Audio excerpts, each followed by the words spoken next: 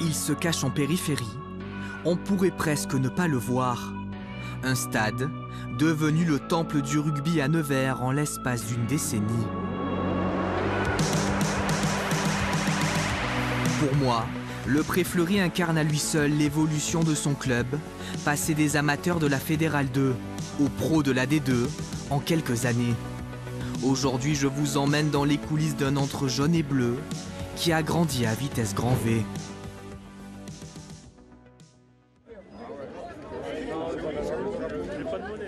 Soir de rugby à Nevers, toute la ville se réunit dans son stade. Luçon joue son dernier match de la saison au Pré-Fleury, un petit événement, alors certains décident de venir pour la première fois, comme Stella et ses enfants. Ça donne envie d'entrer, il est beau, non, très bien. Le stade, l'ambiance, tout, c'est bien. Parmi les supporters, il y a aussi des irréductibles. Comme cette fanfare, pour revenir ici, depuis des décennies, c'est une tradition. Il a changé ce stade depuis les années 70 ?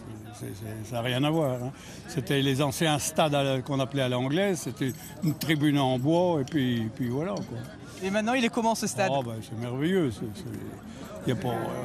C'est au niveau de l'équipe.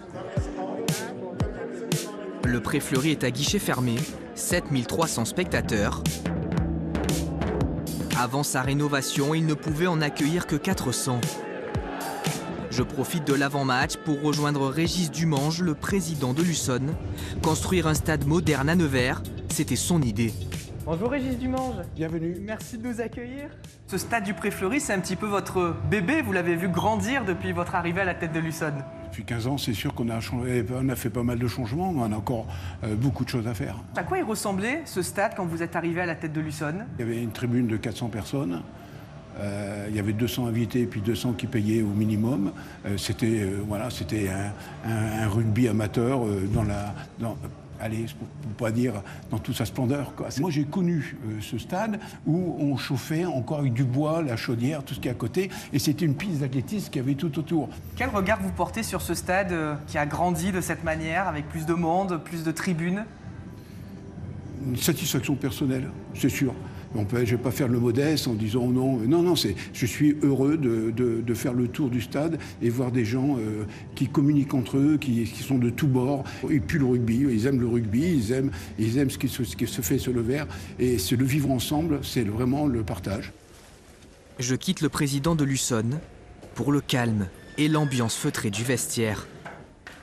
Christophe Parillot prend soin des maillots. C'est l'intendant du club depuis 17 ans. Christophe, c'est un petit peu votre terrain de jeu, le vestiaire, finalement. Tout à fait, oui. C'est un terrain de jeu où j'installe tout ce qu'il faut pour les joueurs. C'est un peu ma chambre aussi à moi que je range, que j'ordonne, que j'essaye d'être le plus carré possible, quoi. Ce vestiaire, il a évolué depuis 17 ans ? Il a évolué en couleurs, en images, portraits, enfin tout ce que vous voyez partout, c'est vrai que c'est magnifique. Hein. C'est un univers aussi où vous êtes en contact avec les joueurs, j'imagine. Il y a un lien particulier qui se crée avec les joueurs, le staff, l'équipe. Un lien très proche. Hein. Et chacun son petit truc, sa petite habitude, un clin d'œil, un regard. D'accord.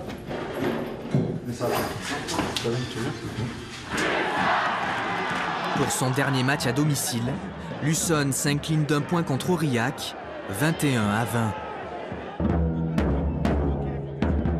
Pas de quoi annuler la fête prévue après la rencontre.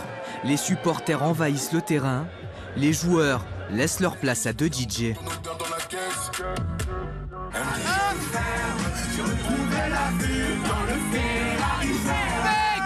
C'est le kiff. Franchement, c'est une infrastructure comme ça dans la Nièvre, c'est vraiment ouf. Qui accueille autant de monde, c'est vraiment génial. Pendant ce temps-là, Arthur Mathiron salue une dernière fois les supporters. L'ailier quitte Luçon après 2 saisons. Le Pré-Fleury, c'est le stade de ses débuts. Il apporte quoi ce stade quand on est joueur ?